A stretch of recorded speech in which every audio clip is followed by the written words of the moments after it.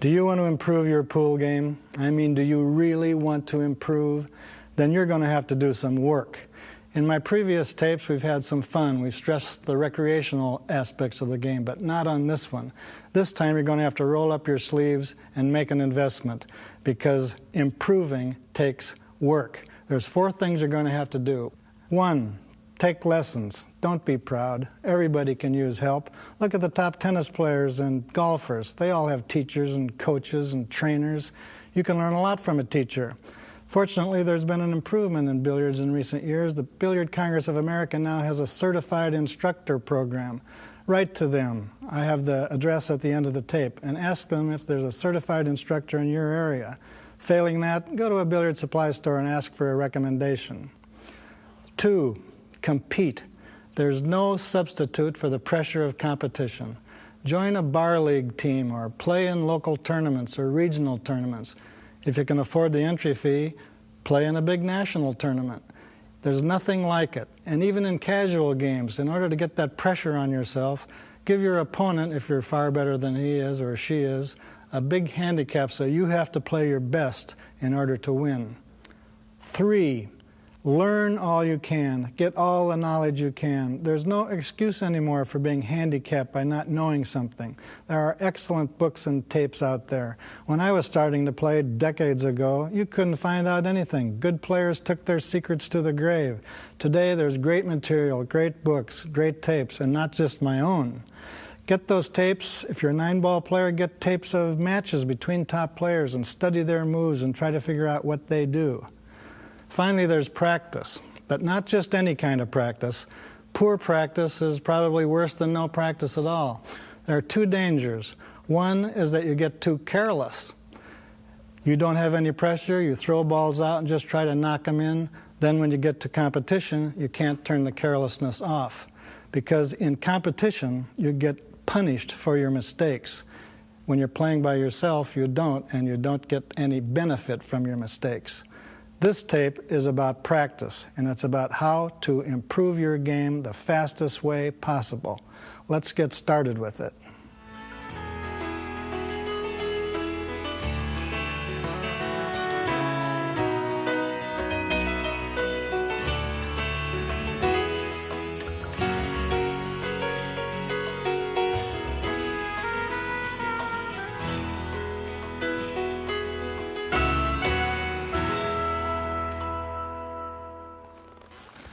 I'm Bob Byrne, and I've come here to Hollywood to make a videotape on how to practice.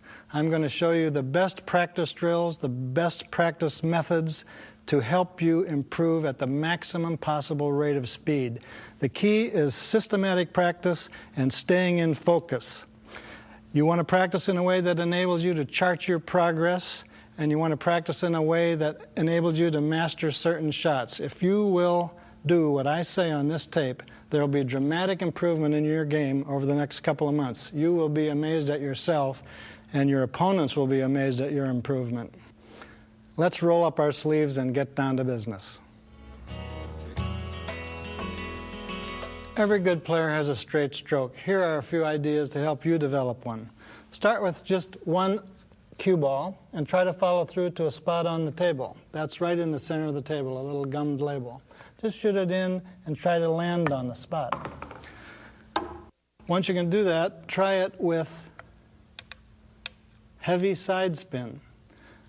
The idea here is to try to avoid swerving your cue to one side when you're using English. It's better to follow right straight through, like this. See, I'm way over on the side and still go through. When you can do that, try it with an object ball. Shoot the ball in with heavy side spin and still follow straight through to the spot on the cloth. Like this. I'm using heavy side spin. That's very good training to develop a straight stroke. There are a few other things you can do too. This is an old drill, but a good one.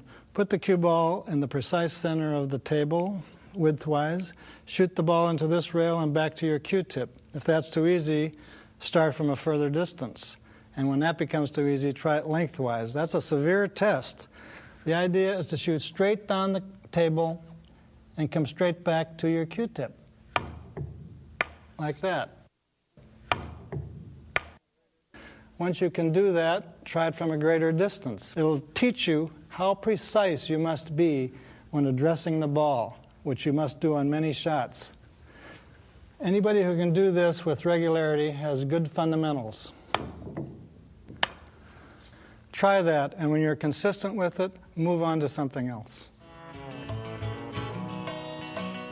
Once you've got the idea of hitting a cue ball with no side spin, set up some simple drills and practice using varying amounts of side spin. Here I've set up the 1, 2, 3, 4.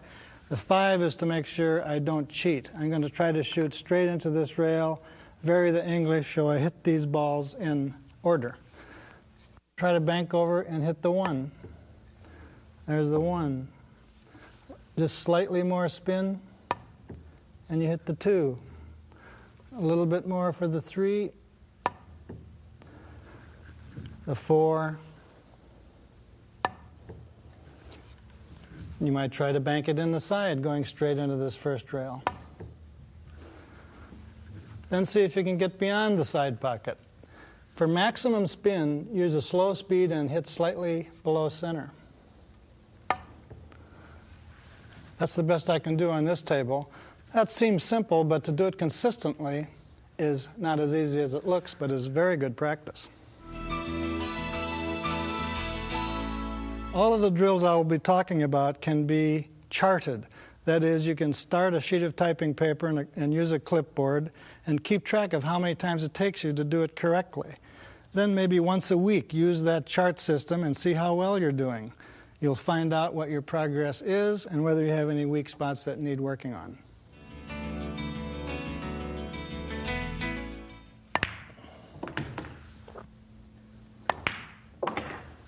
The straight-in shot. I want you to work on it using a piece of white tape. Stretch the tape from corner to corner, directly from one pocket to the other, using tape that you can find in any drugstore near the bandages. Once you can make it from 1 foot away, try it from 2 feet away. You can mark the tape with a foot ruler. And this is the so-called progressive method developed by Bob Jewett, who teaches pool teachers. Start with the easiest position. If you make it, move to the next more difficult. If you miss, go back to the next easiest position. The tape helps guide your eye, and if you end up with the tip on the cloth, you know you've done it right. The ball almost has to go in. The idea is to move back and see how many shots it takes you to get to the most difficult position, which is the object ball halfway from the cue ball to the pocket. This is tough. The idea is to keep track of your results and see how many shots it takes you.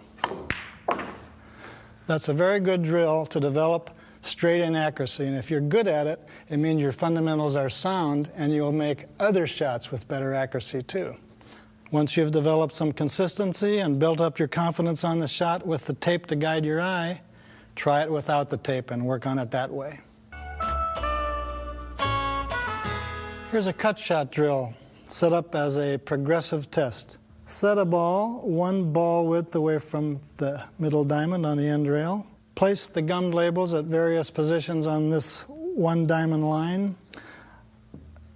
Suit yourself on where they should be. The idea is the further away you get from the 1 ball, the tougher the shot becomes. Pretty easy from here. If you make it, put the cue ball at the next most difficult position.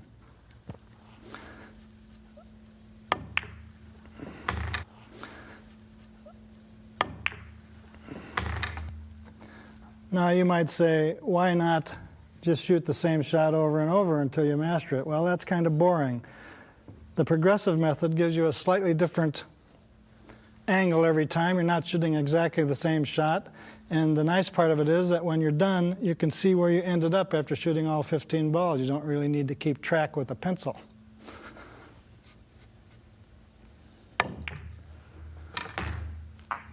The last position that I've set up here is pretty tough. You make it from here, and you've accomplished something.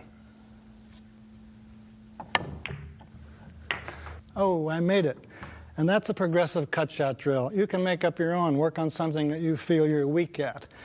The spots can be anywhere, and instead of just practicing the same shot over and over, this helps fight boredom because each shot is a little bit different and you don't have to keep exact records. Just remember where you were when you finally ran out of balls. Keep track of that. That way you can chart your progress. Let's try one more cut shot drill, this time with the object ball on the foot spot. A common shot because that's the spot illegally pocketed balls return to the table. We're going to shoot it as a progressive drill. Go off to the line 1 diamond away from the side rail. 1, 2, 3, 4, opposite these diamonds. The easiest one would be this one, the closest to the 1 ball.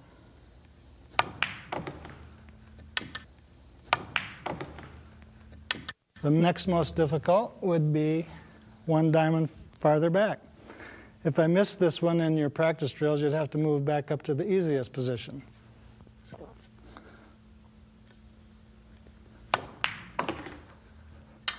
Next, you'd put the cue ball here and shoot the 3 in. And finally, the most difficult would be back here frozen on the cushion, opposite this diamond. If you can make a spot shot from this position, you're doing very well.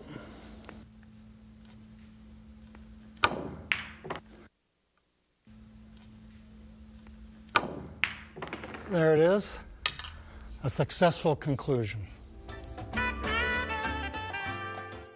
Take a look at this setup. I've got the gummed labels, 1 diamond out from the rail and 1 diamond apart all the way down to the end of the table. From here you can practice 3 different shots. Cutting the 9 this way, cutting it diagonally into the other corner pocket, or banking it in the corner.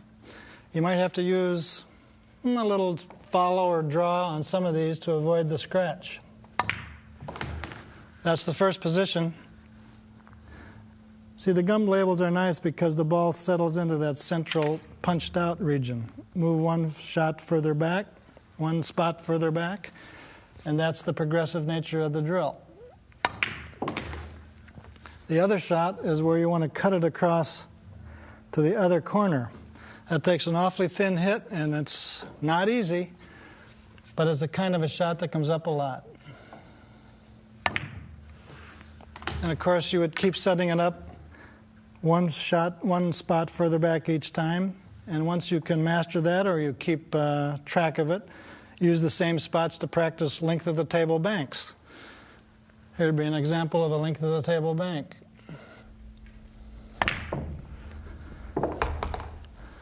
If you don't like these drills, or you think they're too easy or too hard, make up your own. The point I want to sell is be systematic and record your results. Every good player is good at bank shots. Bank shots depend not only on the angle into the rail, but the speed and the spin. The only way to get good at that is to practice and practice and practice. Here's one drill. You can make up your own after you get tired of this one. I have a gummed label 1 diamond out and opposite the side pocket. The first position for the object ball is a half a diamond away from the side and about a chalk width away from the rail. Once that gets too easy, freeze the ball to the rail. This is the first position. The second position is when the ball is a full diamond away from the side. Again, about a chalk width away from the rail. To make this shot, you have to use a very thin hit.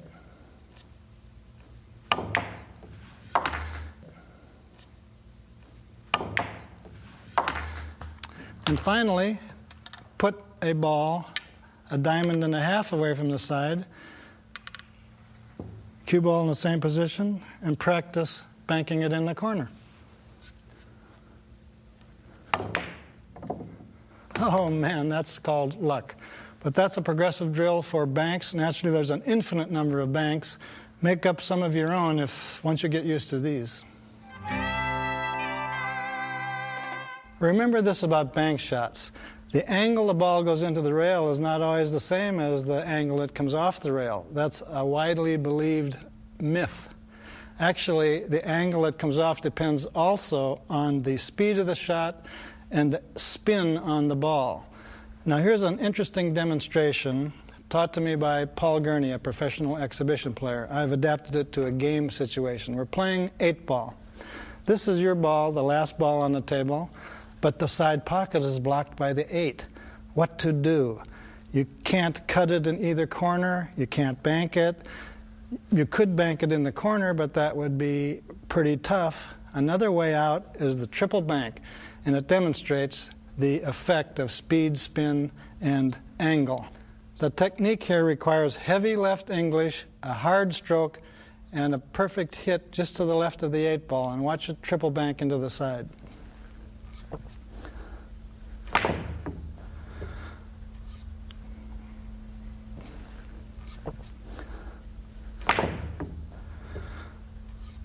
Oh, you'd lose some customers if you made that in a game, wouldn't you?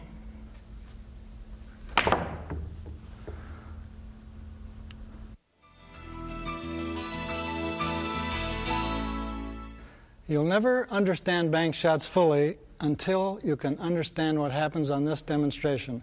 I've shown this to top players. Not only can they not predict what's going to happen, but after they see what happens, they can't explain why. I've left them totally befuddled, and that's not easy to do to a top player. Here's the situation. By using my cue as a guide, I've set up 2 3-ball combinations. The cue proves that both combinations are going into the rail at the same angle. First, I'll shoot this one. We'll see where the end ball banks.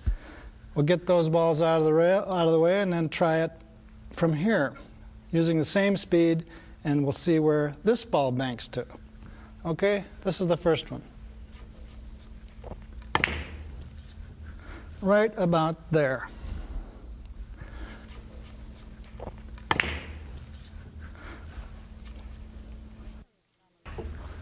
Now, since the second combination is going into the rail at the same angle, and I'll try to use the same speed, the ball should bank to the same point. But it doesn't. It goes all the way down to here.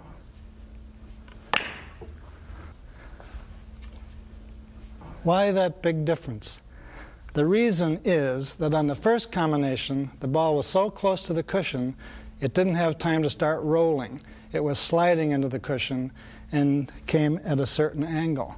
The second time, the lead ball had plenty of time to start rolling, follow English, if you will, and when it comes off the rail, it curves a little bit and goes real long.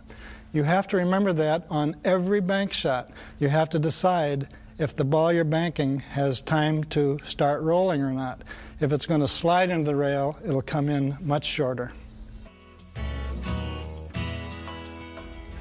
In this section of the tape, I'm going to use this small table to help me describe the drills I want you to practice to improve your position play. First is a speed control drill that several teachers and players have recommended as excellent practice.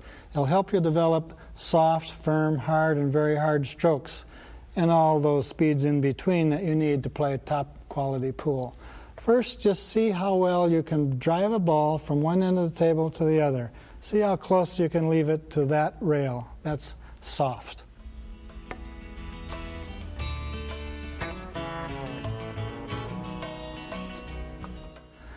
Then there's this shot, a very important shot because many games begin this way. The player who can lag twice the length of the table and come closest to this rail gets to break. So put the ball as close as you can to the second diamond and practice driving it up and back and leaving it as close as you can to that rail.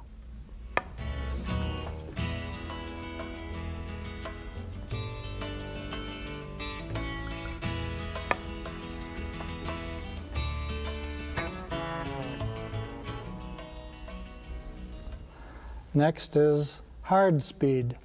3 times, 1, 2, 3, and see how well you can do leaving the ball close to this rail.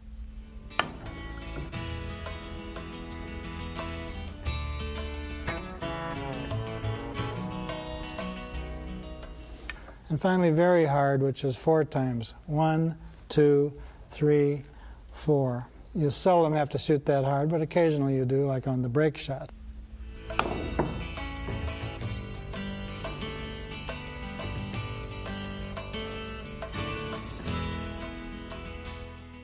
Practice that, record your results in some way to see how well you're progressing, and you too can develop a delicate touch. This is a very dangerous shot. It's so easy to make that players tend to let up on it, or they don't concentrate as seriously as they should. Here's what I want you to try. A couple of different things from this position. Put the ball in the jaws, put the cue ball fairly close to it, and try two things. One is to try to come into the center zone of the table, two rails like this, 1, 2, and over.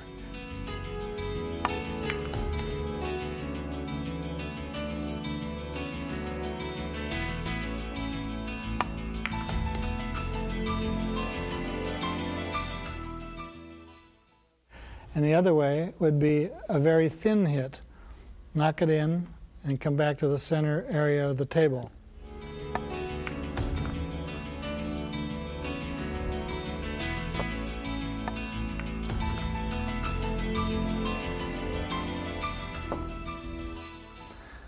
That's not too hard from that distance. It gets harder the further away the cue ball is. Try it again. Two rails, 1, 2, to the center region. You can put a sheet of typing paper or whatever you're comfortable with for accuracy.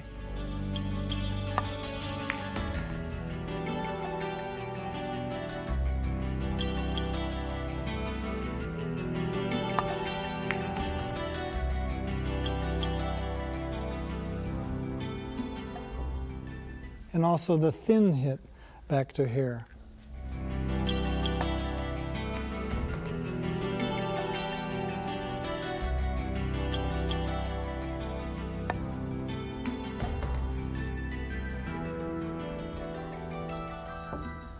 And finally, try it from down here. It gets a lot harder.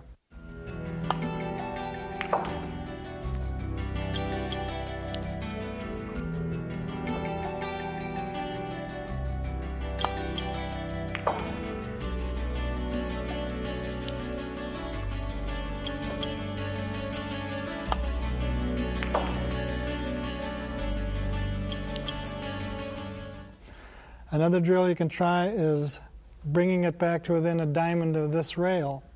One way would be this way, 1, 2, 3, and down.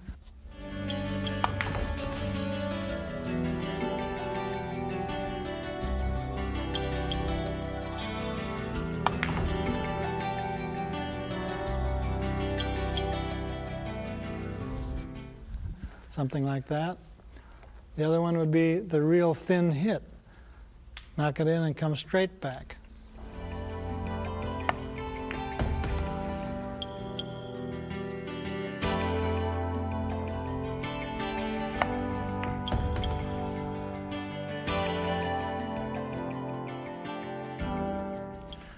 That'll help you avoid the dangers on this deceptive shot.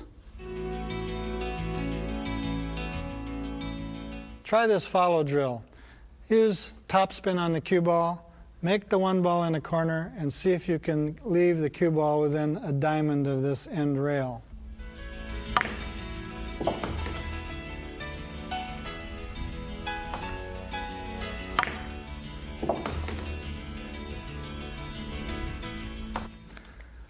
And once you can do that,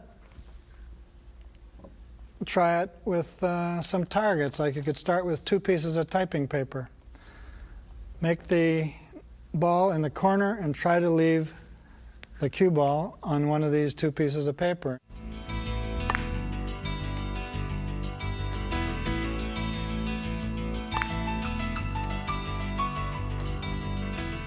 And finally, when that gets pretty easy, take one of the pages away. Again, make the 3 in the corner and try to follow to this piece of paper.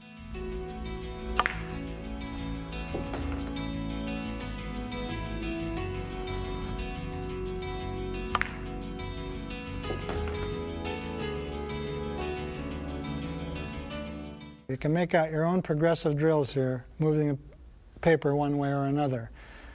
That's a very good drill for developing good control on follow shots. Some people say the stop shot is the most important shot in pool. And by a stop shot, of course, I mean hitting a straight-in shot and leaving the cue ball absolutely dead after the contact.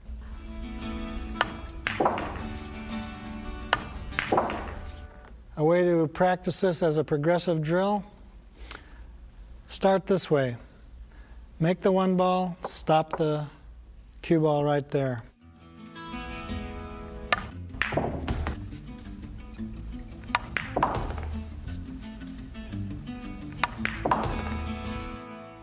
Then keep moving the cue ball back.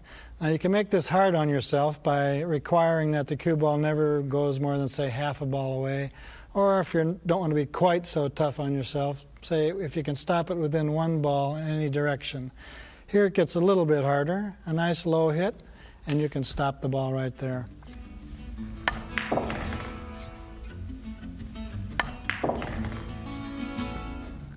It gets harder naturally the farther back you get. That's pretty tough to hit that so squarely that the cue ball does not move offline, does not back up, does not go forward. But it's a terrific shot to have in your repertoire.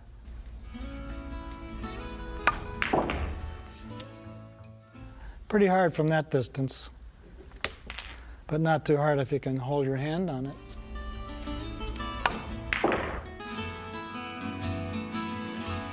If you can shoot stop action, but the shot is not straight in, the cue ball will go in an exact right angle to the path of the object ball. In other words, if the object ball is on the spot and you have a slight cut into the side, stop action on the cue ball will make it scratch. Now, if it bothers you to deliberately try to scratch, put a ball over there and try to make it. But here's the idea.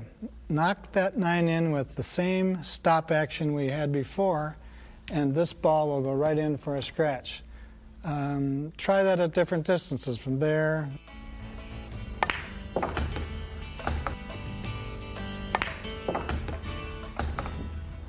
There. And there.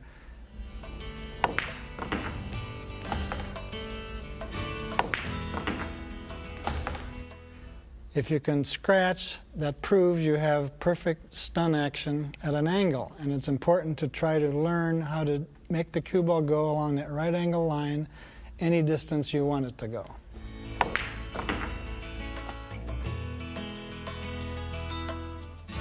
Stun run-through is a very nice technique to master. It means you use slightly less than full follow. Let's say we had this straight-in shot into the corner. I'm going to try to make the 6 and leave the cue ball on this piece of paper. I can do that with a slow shot and just barely get the 6 ball up there. The cue ball might roll forward and stop. But I want you to try it with a firm stroke and just slight follow, just a little bit above center. This goes in fast, and the cue ball just slowly drifts to the paper.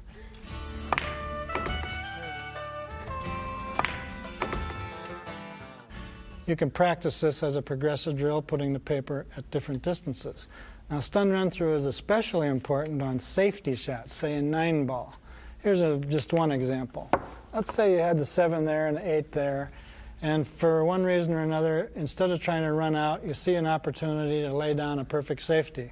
Here's the idea. You want to bank the 7 3 rails over to this side of the 8 and leave the cue ball behind the 8 ball. If you use full follow, the cue ball will roll forward and back out because you have to shoot pretty hard. So you use just slight follow and shoot a stun run-through shot.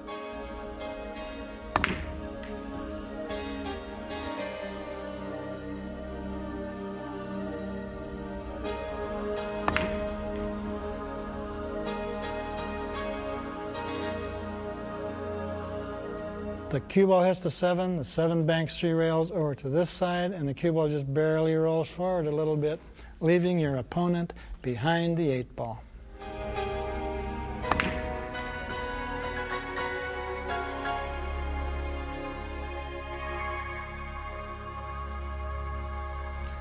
A progressive drill for practicing draw shots. Start with the 5 1 diamond away, the cue ball 1 diamond further down.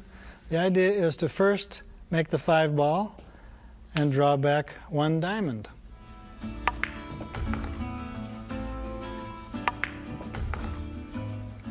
Then try it with a little more distance. Same initial start. Make the 6, draw back, say, to the center of the table or to a sheet of typing paper.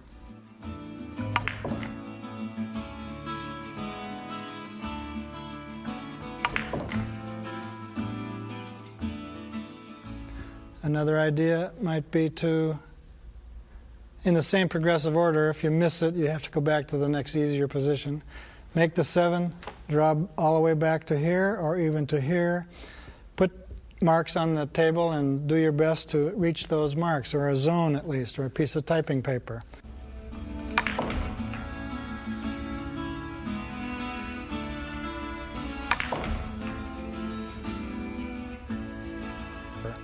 That's a good progressive drill to develop your fine control of draw. Here's an old-time drill that can also be shot as a progressive drill. You remember, put a ring of balls around here and see if you can make them all in order.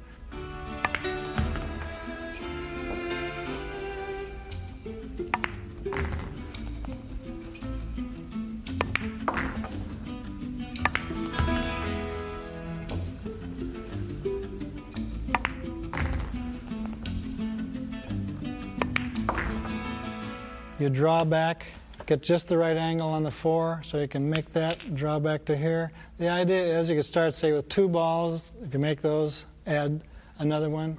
Get up to, say, I don't know, 4 or 5 balls. As many as you can handle.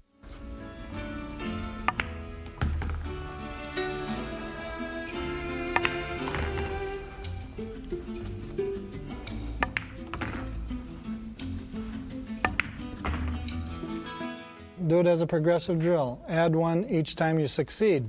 Here's 4. 1, draw back to about there. It's nice to have a little angle so that when you make it, you can draw back for the next one.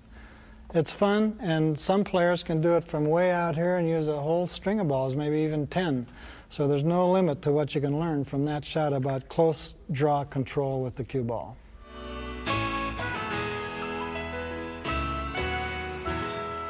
Most players, when they practice, I feel, spend too much time just pocketing balls and not enough time on position play. I worked out a 10-shot position drill, which I laid out in my book, Byrne's Standard Book of Pool and Billiards, with diagrams showing each shot. I've Xeroxed them here so I can go to the table and practice them without having to take the whole book. It starts like this. The first shot is the object ball, 1 diamond away from the pocket. The cue ball's in the center of the end rail. You can put the cue ball really wherever you want to, because the shot is quite easy. The only thing you have to do is get the cue ball to a precise point. In this case, you make the 1, draw back, and make the 2. That's the first shot.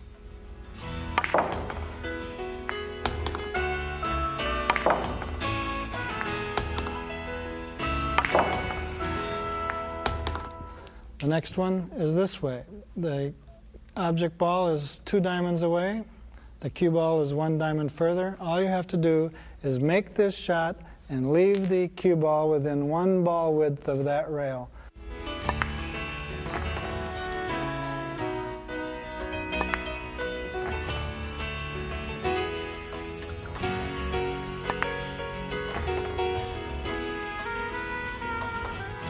It seems simple, but it is not always the case under tournament pressure. And you have to be able to, it is fairly simple, but you have to be able to do it with tremendous precision to get position in certain cases. Another one is this. Make the 4 ball, same position that we started in, although you can put this really anywhere. Make the 4, make the cue ball follow forward and come back to within 2 ball widths of this rail.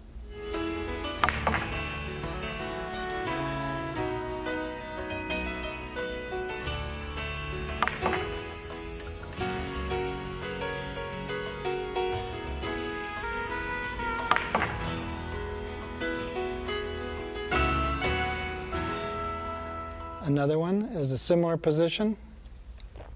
Put the cue ball anywhere you want. The 5 ball is in the middle of the rail there, and all you have to do is draw back, make the ball in the corner, and then draw back to within a ball width of this rail.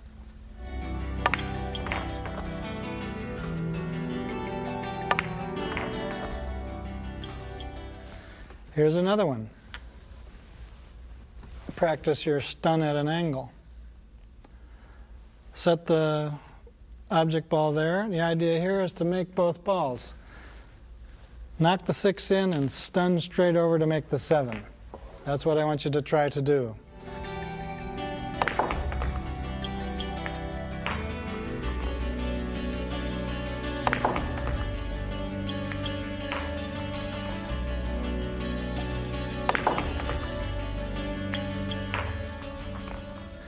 Now, for another shot, for good practice, is put a 9-ball there and an 8-ball here, similar to the first position. But what we want to do here is make the 8-ball and go over here and hit the 9. That's all you have to do.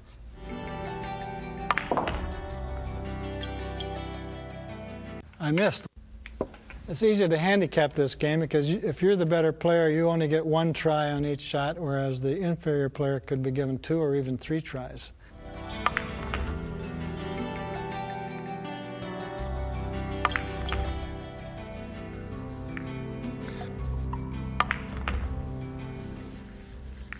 Now here's a nice speed control drill. It's harder than just banking the cue ball up by itself. If you cut a ball in, the speed of the cue ball is dependent on how thick you hit the 10.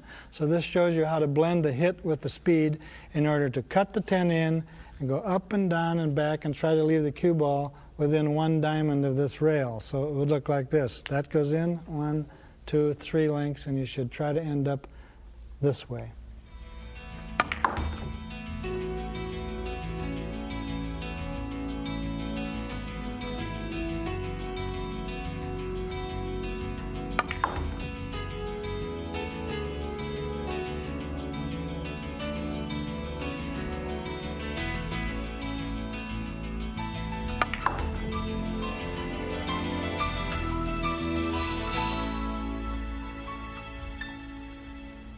See how many times it takes you to do that and keep track of it. Another one is in my 10-shot drill is this. Put a ball there, put a half a sheet of typing paper or smaller. You can even try a dollar bill after you get used to it. This is close to the side pocket. The idea is to cut that 11 into the side and leave the cue ball on the piece of paper. When players try this for the first time, they almost always hit this too full. But it should look like this. 1, 2, 3, 4, and right onto the paper, sometimes 5 rails and back up on the paper.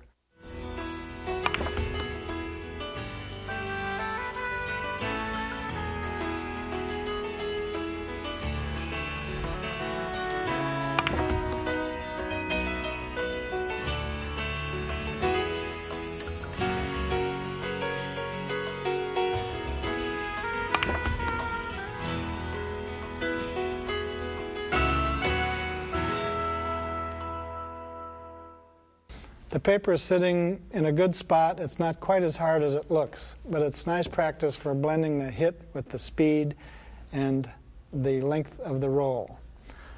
The next 2 are fairly hard, and on some tables they're almost impossible, but on good cloth like we have here, it's not too bad. Set this shot up so it isn't quite straight in.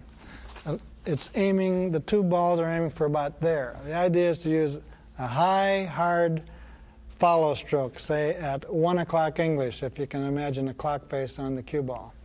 The idea is to knock that 12 in, follow through to 1, 2, maybe 3. The idea is to get it within 1 diamond of this rail.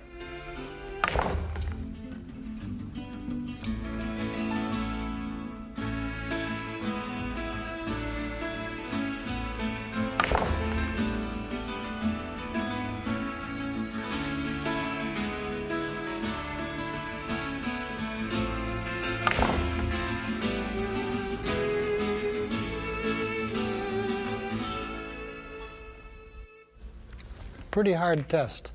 Finally, see if you can do it with a draw stroke.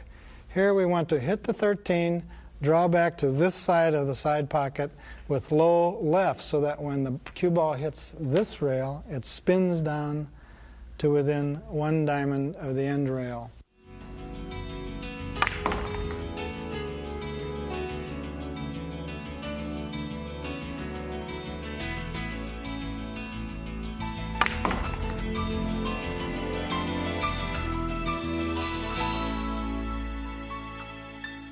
Those are 10 good shots.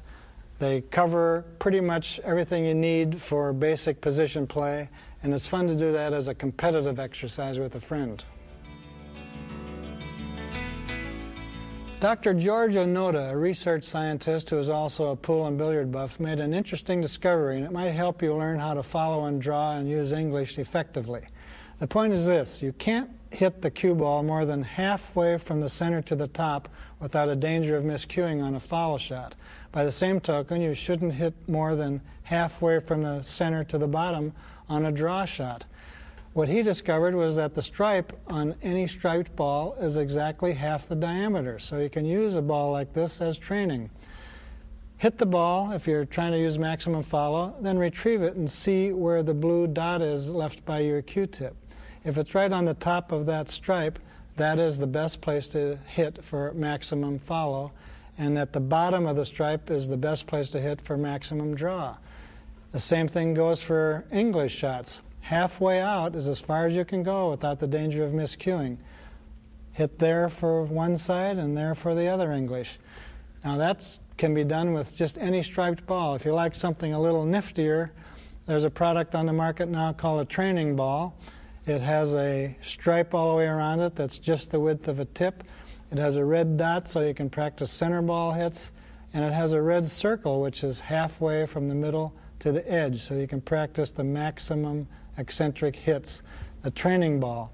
It also comes with a special object ball and a little booklet of instructions with practice shots. Those are some helpful things you'll find for improving your off-center hits.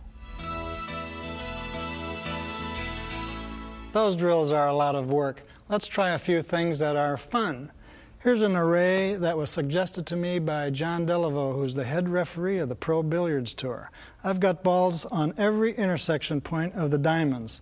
The point of the drill is to make the balls in any order, shooting them any which way you want, but with the restriction that no ball must hit the back of the pocket. This is to teach you a sense of touch. You don't always drill the ball in. Sometimes you have to finesse it in. I'll just take a few shots to show you the idea. Softly.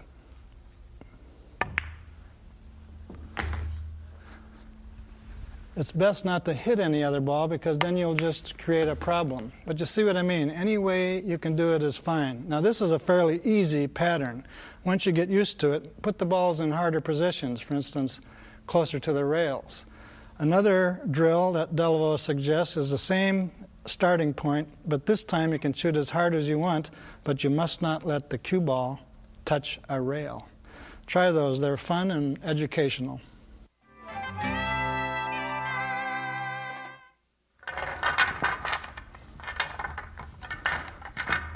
This is how you start a game or a rack of line-up straight pull, one of my favorite games.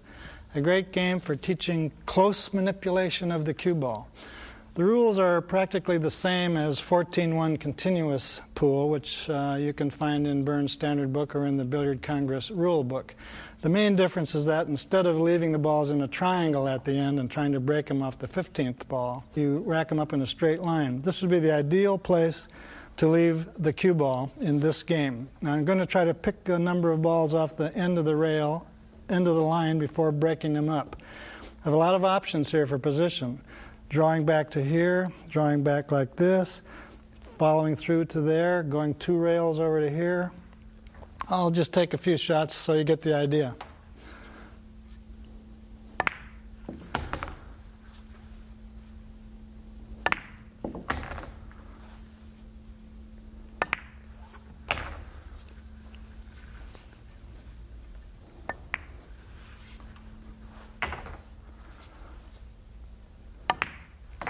Now I'll have to break them up with a follow shot. And that's how the game proceeds. A wonderful game for teaching exact cue ball positioning. As you 9-ball players know, the ability to lay down a good safety is of crucial importance, as is the ability to escape from a good safety. Well, in 1993 or 4, I think it was, a new game was invented independently by 2 people, John Delaveau in New York and Glenn Farr in Ohio. I call it hooked. The idea is to score by forcing your opponent to foul. Everything is like 9-ball, except you only shoot the 1 ball and you only get 1 stroke each time you try to hook your opponent. I'll break them lightly so the balls don't go all over the table. Let's say the balls are like this after my opponent's break. The only way I can score is by hooking him. So in this case, I would drive the one down the table, try to put the cue ball behind some balls. Now he has to bank for the one. If he fails to hit it, I get a point, and I also get ball in hand. So say it ended up somewhere down here, and now I have ball in hand. I have 1 point, and now I'll try to hook him again. A good possibility would be this. The only way to score is by hooking your opponent. Now I really have him buried, and he'd have a hard time hitting the one there. You win the game when your opponent has made 9 fouls. Now the complete rules only appear in one place. That's in my book, Byrne's Wonderful World of Pool and Billiards. Try this game. It's terrific practice. Try all the drills I've described. Believe me, structured practice and practice with specific goals is the fastest way to push your game to another level. This is not a tape you'll want to watch from beginning to end just for the enjoyment. No, this is a tape you have to return to again and again, section by section, if you want to get the most out of it. Use that rewind button and watch with a notebook in hand so you can go to the table and put the information I've given you to work. Okay, good luck, good practicing, and good shooting. I'm Bob Byrne. I'm saying goodbye.